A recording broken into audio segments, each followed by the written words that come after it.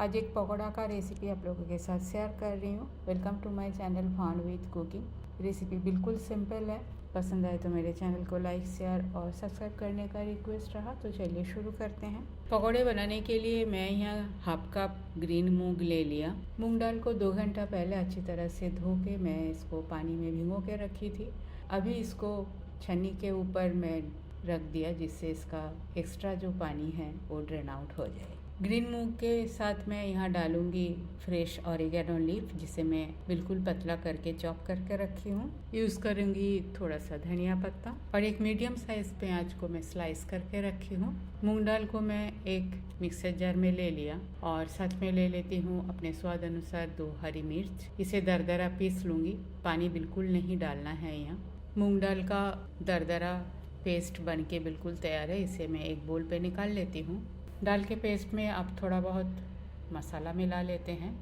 थोड़ा सा chilli flakes अपने स्वाद अनुसार, जीरा, नमक, बेकिंग सोडा, कटी हुई प्याज, धनिया पत्ता और चॉप किया हुआ ऑरिगेनो का पत्ता, थोड़ा सा कालुंजी। अब सारी चीज़ों को अच्छी तरह से मिक्स कर लेते हैं। मिक्सिंग बहुत अच्छी तरह से हो गया है। अब तेल गरम कर लेती हूँ। इधर तेल भी गरम हो चुका है। अब छोटे छोटे पकौड़े डाल देती हूँ। एक बार में जितना आएगा उतना डालती हूँ। फर्स्ट बैच में मैं इतना ही डाला।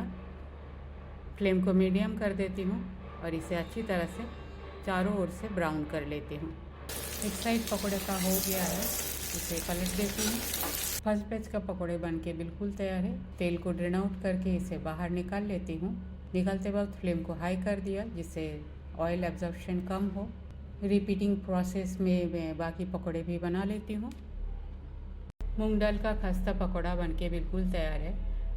चाय के साथ तो इसको ले ही सकते हो, इवन दाल चावल के साथ भी इसे खा सकते हो। तो रेसिपी सिंपल है। पसंद आया तो मेरे चैनल को लाइक शेयर और सब्सक्राइब करने का रिक्वेस्ट रहा।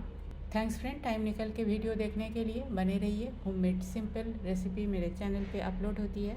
न्यू फ्रेंड्स के पास मेरा रिक्वेस्ट है, रेसिपी पसंद आई तो मेरे चैनल को सब्सक्राइब करना ना भूलें।